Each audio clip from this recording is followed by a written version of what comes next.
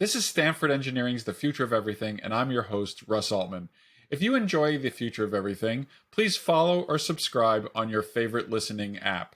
You'll hear about new episodes, and it'll help us grow. Today, Professor Chris Manning, will tell us how the intersection of linguistics and computer science has led to the remarkable progress in intelligent agents such as ChatGPT. It's the future of computational linguistics. Before we jump into this episode, a reminder and a plea. Please rate and review the podcast. It'll help us improve and it'll spread the word, and then you'll know that the future of everything will never surprise you. When I think about linguistics, I think about the study of old languages and how they are related and how they teach us about culture of humanity. I don't always think about computer science and its role in these old languages.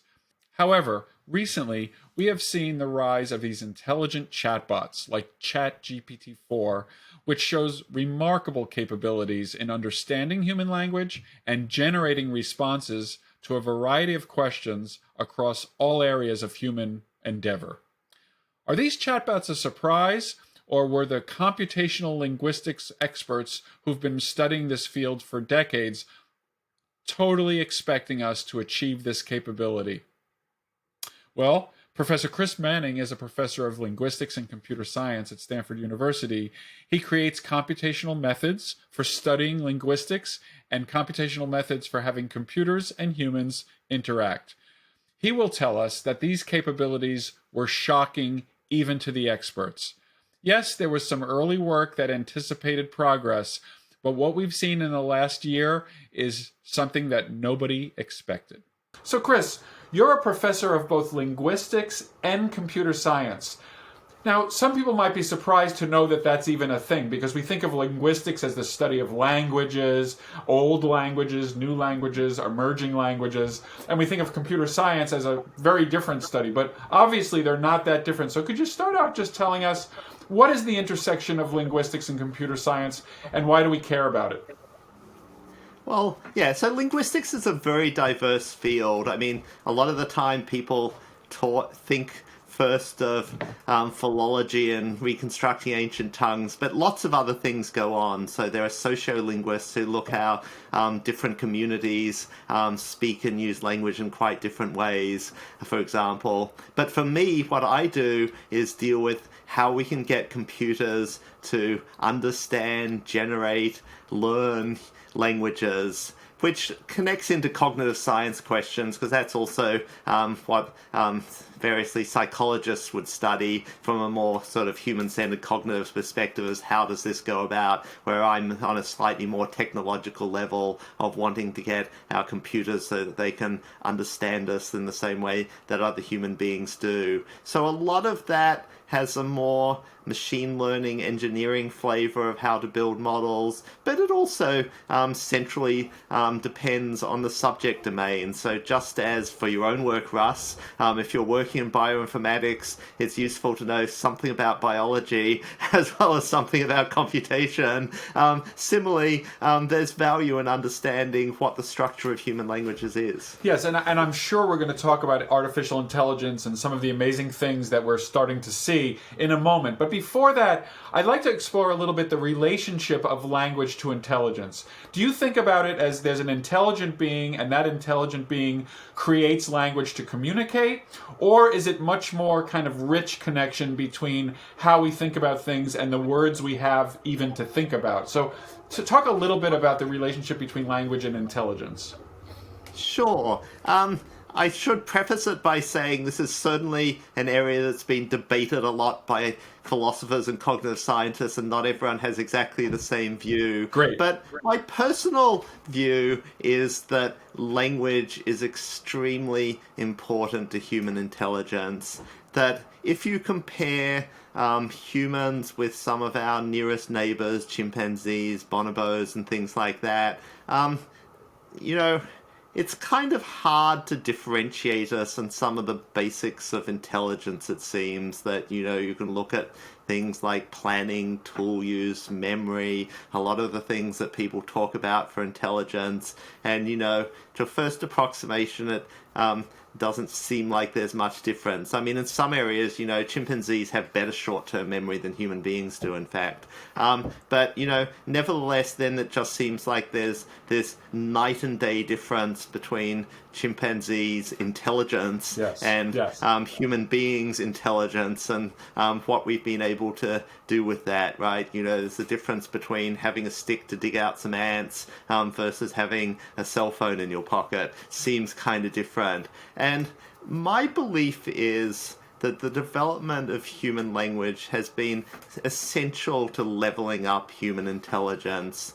That one side of human language is communication, and we can get back to that. But the other side is that human language gave this transformative tool for humans to think with. So it's not that you can't think without language. You can sort of think with images, as people sometimes do in their dreams, and obviously you have sort of immediate gut responses when you see something that aren't anything to do with language. You just look at it and you feel excited or repulsed. That's thinking without language. But we humans do a huge amount of structured thought, planning, consideration of alternatives in our head in a linguistic sense. I mean, all of us, play out scenarios using words and thoughts in our head. And I think that has been essential in sort of structuring and advancing human thought to allow the kind of higher level intelligence and the results of that we see everywhere around us. Great. So you've set up my next question so perfectly. It's almost like you knew what was coming. So the elephant in the room, I think it's fair to say, is the recent release and discussions about ChatGPT and other so-called large language models or foundational models. And you've been working in this field for decades. And so one of the things I wanted to ask you is, did ChatGPT for many people came as a shocking surprise? But I'm wondering, from somebody who's been in the field, is this really a surprise, or have we been making slow and steady progress for this over the last 2 decades, and it's just the entirely predictable result of the research that you and others were doing? It was a shocking surprise. Oh my goodness. So, I mean, there are no doubt that you can sort of paint out a history of the progress of research, and that there were different steps along the way, and you can look back and say, well, people started using language models. These are models that sort of predict next words in a sequence around the sort of mid-70s, and they started to show that they were useful for speech recognition and spelling correction, machine translation. And it was about 2000 that people started to use neural language models, and that they showed some advantages. And then for some of the kind of architecture of these neural networks, you can pick out different components. So, I mean, these current large language models are all use a neural model that's called the transformer. Yes. But, it has components inside it of residual connections and fully connected layers and attention layers, and you can point to all of the places that they came from prior work. But despite that all, until, let's say, 2017, people realized that language models had an important role for sort of, fluency of text, predicting what's likely in speech recognition. But no one thought this is going to be the way to achieve language understanding, or to achieve the ability to generate whole passages of text, right? Tell an entire story. It was sort of seen as for low-level stuff of sort of predicting a few words around each other. And, so it was just very unexpected that this direction that emerged in 2018, that if you just make these neural language models very big, they just start to generate amazing capabilities. And at least so far, for the trajectory that we've been in the last 5 years, as you make these models bigger and bigger, you just start to see more and more amazing capabilities emerging seemingly from nowhere. So people often talk about emergent capabilities, meaning that we're just building this bigger and bigger word prediction machine, and yet suddenly these models start having a lot of knowledge about the world, knowledge about human languages, ability to do things like translate, summarize, etc. And, I think everybody in the field hadn't expected that, and it was just surprising how this started to happen. And so then it's sort of been a gold mine, because once you've found where the vein is, you keep digging as fast as you can in that direction. Yes, great. So from your perspective, and so I've seen reports with literally hundreds of pages of examples of remarkable things that this ChatGPT 4 in particular can do. Like somebody asked it to do a mathematical proof, but express the proof as a poem that rhymes. And it did that. It created a rhyming poem that made a mathematical proof. But and a lot of these, you could say that they're parlor tricks, but I think that's doing probably injustice to the technology. From your perspective as a computational linguistic, and I know that this is a hard question, what are the one or two capabilities that you're most impressed by in these large language models that you've seen in the last few months? Yeah. So, I do think the sort of more kind of fun examples you see in the newspaper really do show the ability of these models sort of to put stuff together in creative and clearly original ways. So, a lot of them are fun, and I don't think of them as parlor tricks. But, in terms of what seems to me special, quite a bit of what I'm seeing as special in the most recent models is that these models do seem to be starting to develop the beginnings of a model of the world where they're maintaining a scenario in their head and can reason with it. So, early on, people used to say, oh, well, yeah, these models are very good at completing sentences and that they can tell a bit of a story. And, well, by the time they could write a 5-paragraph story and it actually made sense, it can kind of continued along coherently in a plausible way that was interesting to read with creative details. That to me was already amazing, right? Because, not that long ago, we thought we were doing well in natural language generation if we generated one reasonable sounding sentence. The idea that we could continue through sort of 20 sentences in a 5-paragraph story and it would all follow from each other and make sense, that was sort of that seemed a completely out of sight ability for natural language generation. But we're now getting more than that, right? That in the earlier, smaller models, that if you set up scenarios where the model had to kind of maintain a good understanding of the world and be able to reason about it, so that you've started with some facts about, John knows some facts about their mortgage, and John's afraid to tell his wife because she will be concerned about X, and then John tells this other person, and so you're starting to put together this complex world model that the language model is also putting together some kind of model of the world, so you can then ask inferences based on that world model, yes, as to when the friend meets John's wife, what should they do and what concerns will they have, and the model can answer with the same kind of ability to reason about situations as a human being could. Of course, we can't go into the details of how these models are built, and I don't want to, but they have seen incredible volumes of human-generated text, and as you're saying, they seem to have learned a lot more than we would have expected about even human relationships and how they work and how kind of unstated motives might play out in a scenario scenario. Let's go to the topic, and this is, I'm sure, where you're getting your research agenda for the future. What are the things that it's not doing well, or where are the things that we really need to focus attention as these things continue to be rolled out and really made available? I think I read that it's been the most quickly adopted technology in terms of the number of people who have signed up to use it, either in their personal life or their professional life. So what should we be worried about? What is it not doing well that might not be in all the advertising material? Fair enough. So perhaps the first thing that's been very represented in people saying, be worried about these models is, it's commonly called hallucination. I think that's sort of bad term, but these models will just make stuff up. Now, there are some humans that just make stuff up. We've probably all... They're often in the news.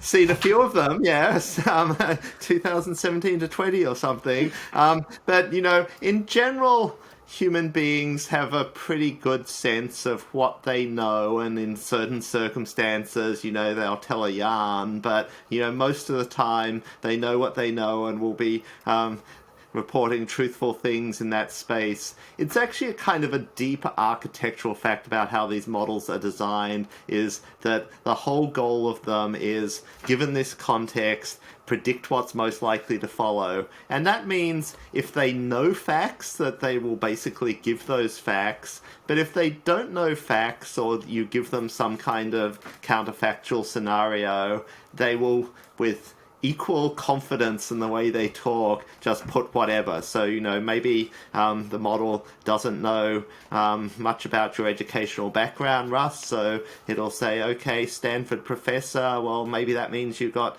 your PhD from MIT, say, and, well, maybe you had your, first job at Columbia and then you moved to Stanford. It'll just write this biography. Just for the record, none of that is true, right? As if it were all true, completely straight-faced, but it's just making stuff up. So that's one huge problem to solve. And, I think we don't currently have a very good idea as to how to solve that, right? Engineers are sort of clever at refining things and improving metrics. So, I think we'll certainly see the amount of stuff made up starting to decrease as people do iterate on these models. But it's very central to the current architecture that these models just in any circumstance put next what's most plausible. So I think we do actually need some more profound architectural advances. One of the problems with these models is that they are essentially just feed-forward models. So at any point, they're sort of running stuff through a neural network, generating the next word and repeating over. And so something people are starting to experiment on is sort of reflective models, which can kind of sort of, where stuff feeds back into itself again. And, that might give it much more ability to deal with some of this invention. A kind of interesting fact is, if you take one of these great models like ChatGPT or GPT-4, and you show it something that just generated, and you then just ask it, do you think this is... how sure are you that this is true? It's actually pretty good at answering that, right? Wow. It can often differentiate what it just invented versus stuff that is true. And that's because really internal to its probabilities from its training data, it does have more idea as to, what things are well supported versus what things are made up. So we kind of need to sort of have an architecture where it can be more using that knowledge that it even has at the time it's generating to differentiate things. And so that leads on to this kind of concept I sort of mentioned before of world models. So, human beings internal to their head have a model of the world. That's exactly what we play out when I say, okay, I have to go and talk to my department chair saying I want to go on leave again. Gee, they're probably going to react I was on leave 2 years ago, and so I'd better come up with a good explanation of why it'd be okay for me to disappear for another 6 months. We have a model of the world and of people in the world, and we can sort of use that to plan out and put things together in all sorts of ways. Now, these large language models, on the one hand, are starting to develop models of the world. We mentioned that before. And in fact, basically they're now the best computational models of the world that we have. So, people in robotics are starting to use large language models as world models because they actually help them predict what actions that will happen in the world with different objects and different people. But our current models still have very poor world models, and so somehow working out how to have better world models and maintenance of world models in these models. So there's still lots of research directions. We shouldn't give up quite yet. Great. Well, this is The Future of Everything with Russ Altman. We'll have more with Chris Manning next. Welcome back to The Future of Everything. I'm Russ Altman, and I'm speaking with Professor Chris Manning of Stanford University. In the last segment, Chris told us about the complex interaction between intelligence, language, and computer science. He told us that ChatGPT 4 was kind of a huge surprise even for the experts. In this segment, he will tell us about some of the risks of this technology, and we'll also go back to translation and talk about what is our current capability for translating between languages, and how are we doing for the old languages that are in many cases disappearing because their speakers are learning other languages instead. I want to start out in this segment just asking you about what you conceive of as the major risks of these technologies. You talked about what the technical challenges to making them better are. Separate from that, what could go wrong in our use of these technologies? So there are lots of risks and lots of things that could go wrong. Some of them are sort of very immediate and direct. These models provide a very cheap way to produce large amounts of text, and they can be fine-tuned to produce text that works the best to influence people, right? So the industry of advertising has been involved for close to a century now, I guess, with writing text that influences people to buy certain products or to vote for a certain person. But, that's been, relatively speaking, expensive work for you to pay to get people to do. And we are facing the chance now that we'll be able to have these models do that kind of work, not only about 2 orders of magnitude cheaper, 100 times cheaper, but actually much better, because using our machine learning technology, we can continue to tune these models so it's... and have individualized models. So there's a model that's especially good at persuading Russ Altman who to vote for in the next election. And, already there are sort of problems with people being too influenced by, both advertising and populist opinion. And if that sort of is made much worse, that's potentially quite bad for society. Wow. Yeah, there are other risks as well. I mean, what some of the other, right, so there's sort of influencing people. There are other forms of that, right? There's sort of disinformation coming whether from state actors or large companies wanting to influence public opinion. But there's then also concerns that come from biases that might be built into these models. So the fact is these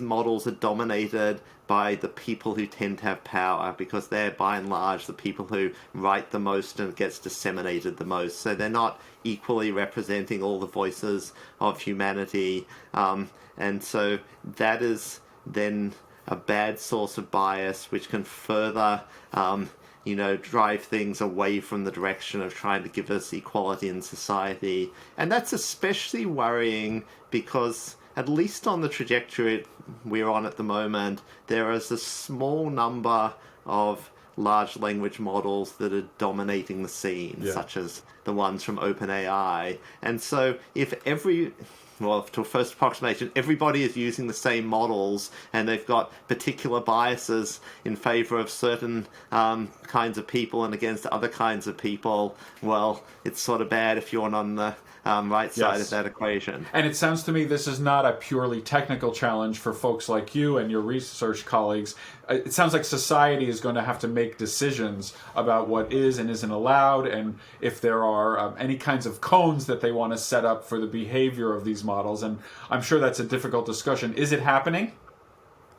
It's starting to happen, but I think it's just not happening with the speed and the level of sort of focus on what are quite difficult technical issues that's really needed. Yeah, I think there's just no doubt that we need to be doing more to think about the consequences and regulate what kinds of things are and aren't okay. But, certainly in the United States, we're in this situation where most of Congress barely understands how current generation social media works, let alone having the kind of background for sensibly thinking about how to regulate and control these models. Great. So, well, not great, but thank you for those comments. Let me move to an entirely different area, and actually going back to the roots of our discussion in linguistics and computation. I know that one of the big challenges for computational linguistics for many years was translating from English to Spanish, from French to Russian. So let me ask, and it looks like that these models are quite good at translation. As a linguist, what are you seeing there? Is this a solved problem? And at the edges, are there still issues that we have to pay attention to? It's definitely not a solved problem, but enormous progress is being made. Yeah, so, these models are just sort of trained on a lot of text of various languages. So the fact of the matter is, just out of the box, you can ask ChatGPT to translate between languages, and it does a pretty passable job. It's still the case that people build dedicated neural machine translation models explicitly trained on text to translate, and they're even better. And so we've reached the point for major languages that it's not that everything is always perfect, but translation is just good now. From those of us who at least been around for a fair while and remember the kind of garbage you used to get out of machine translation, now you can sort of take a paragraph in German, Italian, French, Spanish, stick it into Google Translate and read the English translation, and to first approximation will just be perfect. Right. Some other languages like Chinese are still a bit harder. So there's a very good news story. The question is how that extends out to the whole of humanity. So people normally count about 7,000 languages in the world. A lot of those are unfortunately languages that aren't going to be with us much longer. So, for example, lots of languages in different areas of the planet, including Native American languages and Australian languages, they're down to a handful of people, and although they're some people are working hard to preserve and reclaim those languages, it seems like there's just sort of no doubt that within a century's time, the number of languages will be down to, well, at least 2,000, maybe only 1,000. Wow, so this is a huge contraction. So there's going to be a huge contraction in the number of languages spoken in the world. But, even if we stick to 1,000 or 2,000, the fact of the matter is there are only fantastic amounts of data that allow building really good foundation models like we've been talking about for, maybe the top 20. Even within the top 20, there's an enormous difference between the amount of data you can collect in English or Chinese versus the amount of data that you can collect in Bangla or Portuguese. And so then things fall off very rapidly get from there. And so there's a real haves and have-nots of this new technology, so it's a mixed story. Yes. There's a good news story and a bad news story. The good news story is these models are much better at transferring capabilities across languages than anything we had before.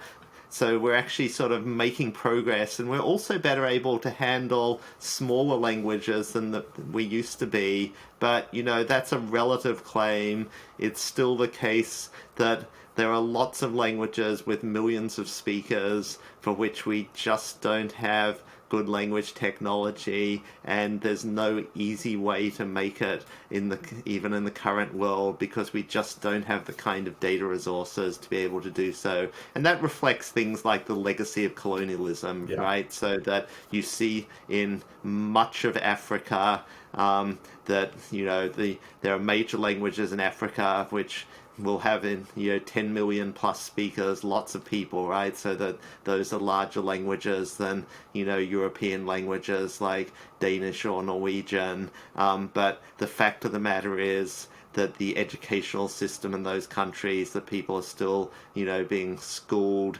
in English or French, right? Yes. So these are sort of languages of the community, and because of that, there just isn't the available resources in terms of written materials, etc., to be able to build the same kind of language technology. So in the last 30, 40 seconds, I did want to ask, is there any way that these language models might help this problem? I understand all the ways in which kind of social forces have led to a loss of languages, but is it possible that they will have such a deep understanding of how human language works that with relatively small bits of language from these dying linguistic traditions, that we might be able to like regenerate the information because we understand so much about language that just given one book or one kind of a piece of text, that they'll be able to be. I'm thinking of like Jurassic Park. Like in Jurassic Park, they get a little bit of DNA from the T-Rex, and they're able to regenerate the T-Rex. Is there going to be anything like that you see on the horizon for like forensic linguistics?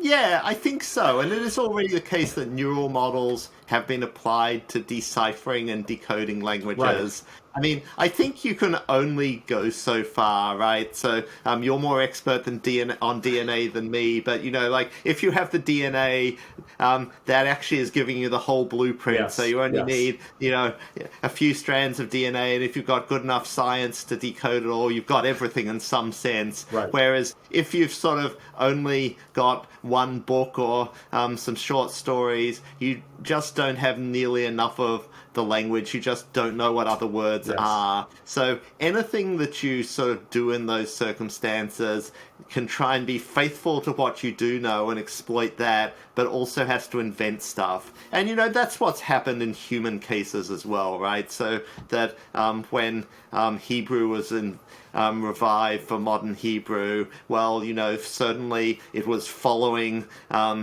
what was in ancient Hebrew, but people needed a lot of words for stuff that they didn't have words for, and so a lot of new stuff had to be invented. And more extremely, the same has been done in some cases of reviving things like Australian Aboriginal languages, which there's only sort of quite partial historical documentation. So you're trying to follow the genius of the language, but you have to be sort of colouring in stuff that is sort of plausible but can't actually claim it's fact.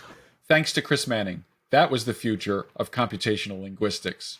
You have been listening to The Future of Everything with Russ Altman. If you enjoy the podcast, please consider subscribing or following it on your favorite app. You'll never be surprised by the future of anything. Maybe tell your friends about it too.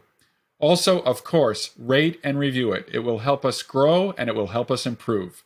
We have more than 200 episodes in our archives from interviews with people who are inventing the future. Consider checking those out as well. You can connect with me on Twitter at RBAltman, and you can follow Stanford Engineering at StanfordENG.